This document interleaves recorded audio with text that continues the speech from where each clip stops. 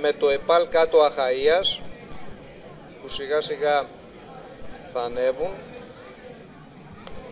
Η παρουσίαση των παιδιών από την κάτω Αχαΐα, είναι χουλιγκανισμός και θέτουν ένα ερώτημα: επιβολή ιδεολογίας ή απλά τρόπος έκφρασης?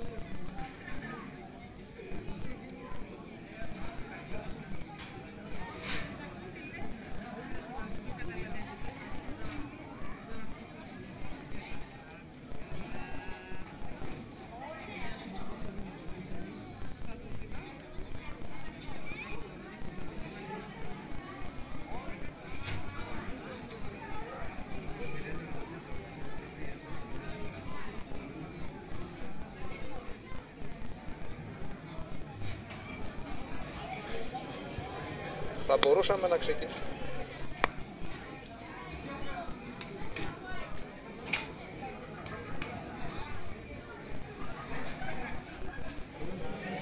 Το ΕΠΑΛ Καλαβρίτων είναι εδώ. Είμαστε έτοιμοι αν χρειαστεί? Ωραία.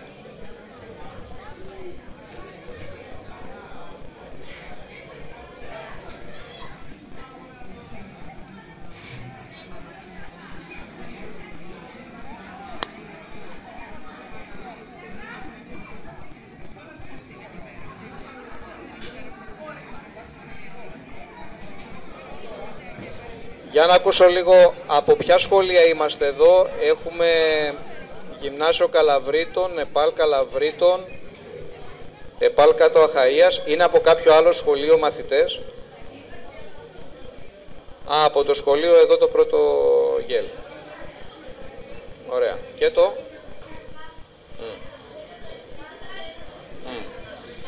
Οι παρουσιάσεις που βλέπουμε μέσα στην αίθουσα μεταδίδονται ζωντανά και από το διαδίκτυο.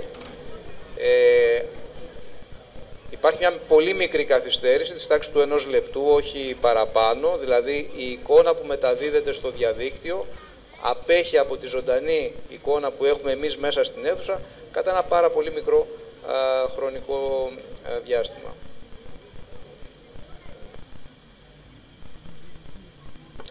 Έχετε κατέβει κάτω στα περίπτερα? Ποιο περίπτερο εκτός από το δικό σας προφανώς σας έχει αρέσει ιδιαίτερα? Ένα αμάξι που όταν κουνάς τα χέρια σου κινείται. Ξέρετε, το παρουσίασαν πάλι παιδιά από επαγγελματικό λύκειο. Είναι όπως τα παιδιά που θα μας παρουσιάσουν τώρα για την εργασία για τον χουλιγκανισμό. Κάποιο άλλο περίπτερο που σας εντυπωσίασε? Ένα επιτραπέζιο παιχνίδι. Τι παιχνίδι, θυμάσαι? Οπότε θα ξεκινήσω. Μάλιστα, ναι. Το φιδάκι σκέψης. Ναι. Ξεκινάω. Ωραία. Ανοίγουμε το μικρόφωνο και ξεκινάμε. Γεια σας. Απλά θέλουμε να σας ευχαριστήσουμε για τη συνεργασία σας και για τη συμμετοχή σας στο ΕΠΑΛ κάτω Αχαΐας. Απλά να πούμε ότι το ΕΠΑΛ κάτω Αχαΐας είναι ένα περιφερειακό σχολείο όπου έχει 220 μαθητές και 5 ειδικότητες. Γεωπονία, μηχανολογία, πληροφορική, διοίκηση επιχειρήσεων. Ο λόγος για τον οποίο βρισκόμαστε εδώ είναι Ο λόγος για τον οποίο βρισκόμαστε εδώ άρχισε από κάτι άσχετο. Από ένα πρόγραμμα αγωγή υγείας με θέμα τη βία και τον χουλιγκανισμό. Το πρόγραμμα αυτό ξεκίνησε τον Νοέμβριο και θα ολοκληρωθεί τον Μάιο. Μάλιστα, περιλαμβάνει και κάποιες δράσεις, όπως μια παρουσίαση στο σχολείο μας με θέμα τη σχολική βία, αλλά και άλλες που θα γίνουν αντίστοιχα με άλλα σχολεία στα τέλη του Απρίλη. Επίσης, περιλαμβάνει και μια ψηφιακή δράση η οποία είναι αυτή που θα σας παρουσιάσουμε. Όλα ξεκίνησαν μια βροχερή ημέρα του Νοεμβρίου σε μια συνάντηση για το πρόγραμμα. Ο δάσκαλος μας ανακοίνωσε πως είχε λάβει ένα email για ένα ψηφιακό φεστιβάλ στην Πάτρα, όπου θα έπαιρναν μέρος πολλά σχολεία. Τότε, με την προϋπόθεση φυσικά όμως να δημιουργήσουμε κάτι ψηφιακό. Τότε ο νους μας πήγε σε κάποιο βίντεο, πρόγραμμα ή κάτι απλό τέλος πάντων. Και τότε μας πρότεινε να δημιουργήσουμε ένα blog. Η αντίδρασή μας ήταν ακαριαία, όπως βλέπετε. Στην αρχή μας φάνηκε βουνό, δεν ξέραμε τι γίνεται. Και στη συνέχεια μας καθησύχασε και μας είπε πως θα μας βοηθήσει. Επίσης, είχαμε συλλέξει υλικό από το ίντερνετ για τον χουλιγκανισμό και σκεφτήκαμε να το βάλουμε σε ένα site και ταυτόχρονα θα είχαμε τη βοήθεια των καθηγητών της πληροφορικής. Τι είναι όμως ένα blog? Τα blogs ξεκίνησαν από απλά προσωπικά ημερολόγια. Στη συνέχεια εξελίχθηκαν σε μια μορφή ιστοχώρου που όλοι οι άνθρωποι κατέγραφαν και έβαζαν τις ιδέες και τις απόψεις τους ανάλογα το θέμα του blog. Ναι. Αυτό που βλέπετε πάνω είναι το λογότυπό μας, που μας βοήθησε ο καθηγητής της πληροφορικής μας. Το blog μας προέρχεται από δύο λέξεις, exit και violence, που σημαίνει έξοδος από τη βία. Και το site μας είναι το www.exitviolence.blogspot.gr, που είστε ελεύθεροι να το επισκεφτείτε όποτε θέλετε. Αυτό είναι το blog μας. Πάνω βλέπετε τη γραμμή ελέγχου. Βλέπετε από εκεί πέρα μπορείτε να πάτε στη διαχείριση και να δείτε ό,τι κάνουμε και πώς το ελέγχουμε το blog.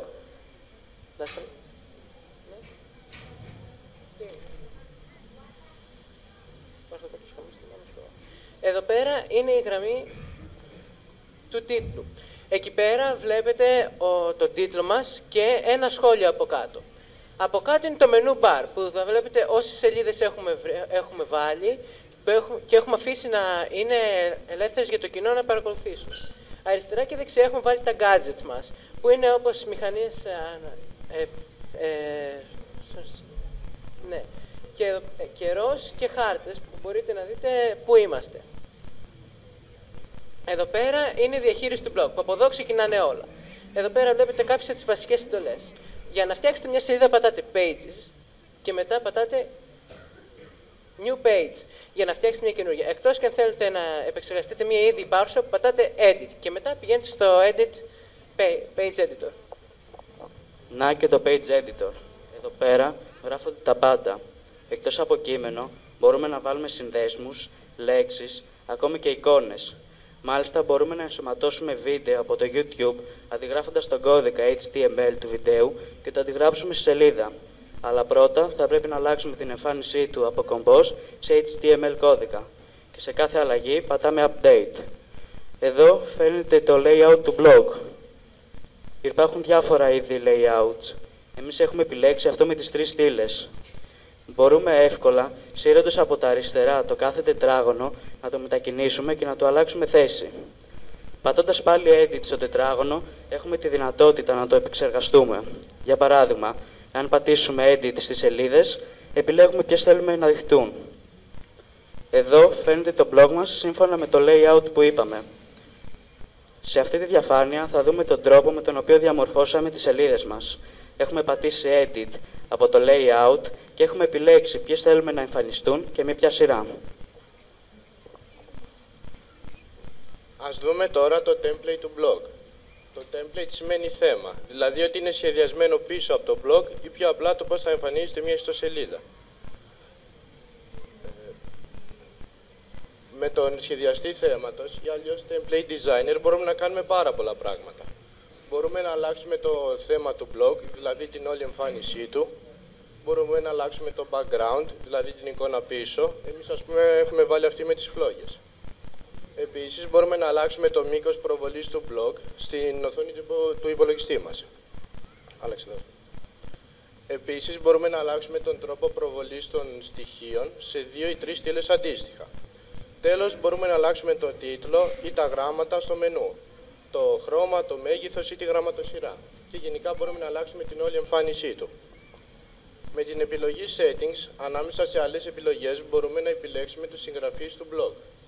Όπως είδαμε, Πάρα πολλά παιδιά έχουν επιλεγεί ως διαχειριστές του blog. Κάποιοι άλλοι ασχολήθηκαν με την επιλογή του υλικού.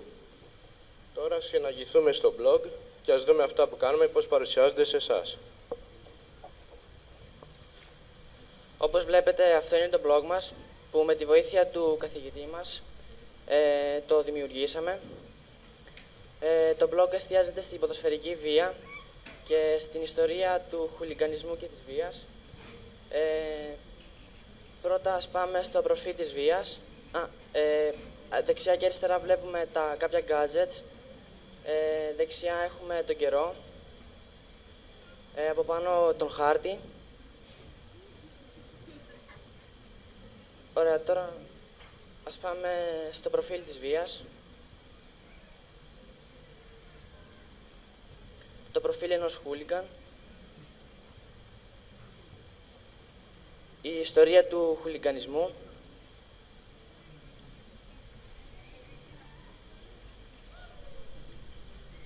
Ο παγκόσμιος χάρτης.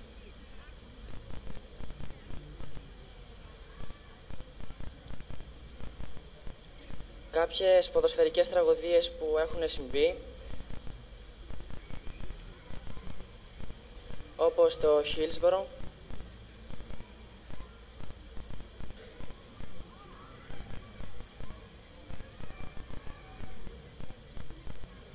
τρόποι αντιμετώπισης της βίας,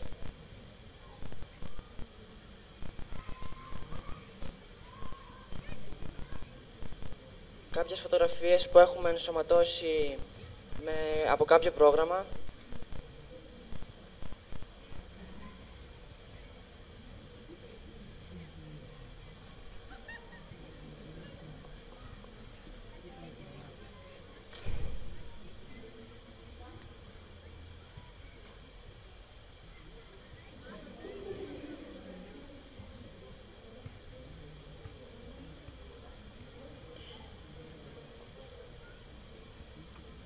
Κάποια βίντεο σχετικά με τη βία, με τη σχολική βία.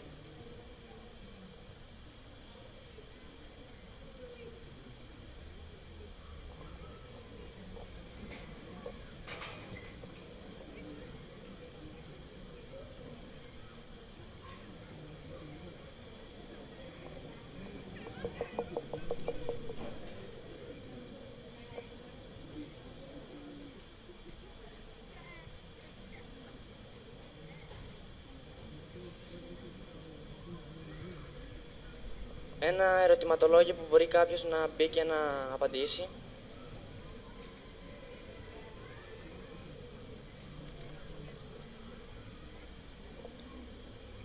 Και κάποια παιχνίδια.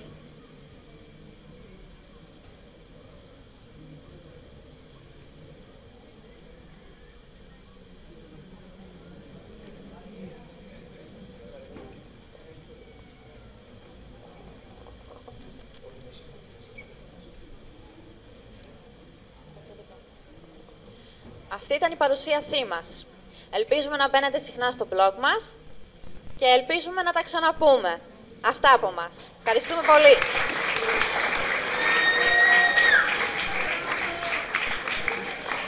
Μπράβο παιδιά, συγχαρητήρια. Κοιτάξτε τι κάνατε. Λίγο νωρίτερα παρακολουθήσαμε το κομμάτι του Scratch και η ομάδα που το παρουσίασε προσπάθησε να δείξει πώς δουλεύει αυτή η γλώσσα προγραμματισμού. Το ίδιο κάνατε και εσείς. Μας εξηγήσατε λίγο τι είναι το blog, πώς μπορώ να δημοσιεύσω πράγματα, αλλά συγγνώμη λίγο, πάλι σημείωσα μερικές άγνωστες λέξεις. Από το πρωί μαζεύω άγνωστες λέξεις. Κάπου είπατε, και επειδή δεν τις κατάλαβα, layout, edit, template και gadgets. Εσύ νομίζω το είπες.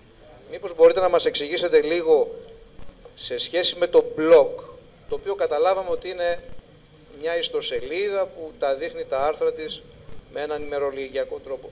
Αυτό το layout τι ακριβώς είναι? Είναι ο τρόπος ο οποίος θα δημιουργήσουμε το blog μας. Για παράδειγμα, εμείς έχουμε επιλέξει αυτό με τις 3 στήλες. Στα αριστερά έχουμε βάλει μηχανή αναζήτησης και στη δεξιά μεριά έχουμε βάλει τον καιρό και τους χάρτες. Είναι τρόπος που θα διαμορφώσουμε την εμφάνιση του blog. Και μπορείτε να την αλλάζετε δηλαδή όπως θέλετε. Το edit που είπες αρκετές φορές, κάναμε edit. Οι ρυθμίσεις που κάνουμε πάνω σε κάποιο αρχείο. Μπορώ και εγώ να συνδεθώ και να κάνω αυτές τις ρυθμίσεις? Όχι, πρέπει να είσαι μέλος της διαχείρισης του blog. Οπότε έχετε ένα κλειστό μέλος, είσαστε τα μέλη της ομάδας που μπορείτε να το διαχειρίζεστε. Τα gadgets, εγώ ξέρω gadgets, πράγματα ηλεκτρονικά που κυκλοφορούν γύρω μας. Τι ακριβώς είναι? Gadgets είναι οι εφαρμογές που μπορούμε να βάλουμε διάφορες, ας πούμε όπως αυτός ο καιρός και οι χάρτες, είναι gadgets. Αλλά υπάρχουν διάφορα από μηχανές αναζήτησης μέχρι και παιχνίδια. Μάλιστα, πολύ ωραία. Σας ευχαριστούμε πολύ και τελικά δεν είναι καθόλου άσχετη η παρουσίασή σας με το αρχικό θέμα που είχατε επιλέξει. Έτσι. Ευχαριστούμε πάρα πολύ. Και προφανώς μια πολύ καλή δουλειά για τον χουλιγανισμό. Λοιπόν, ένα χειροκρότημα για τα παιδιά από το ΕΠΑΛ. Κάτω Αχαΐας. Υποστηρίχθηκαν από τους καθηγητές τους, τον κύριο Ψίνια Αντρέα και τον κύριο Κόντο Οδυσσέα.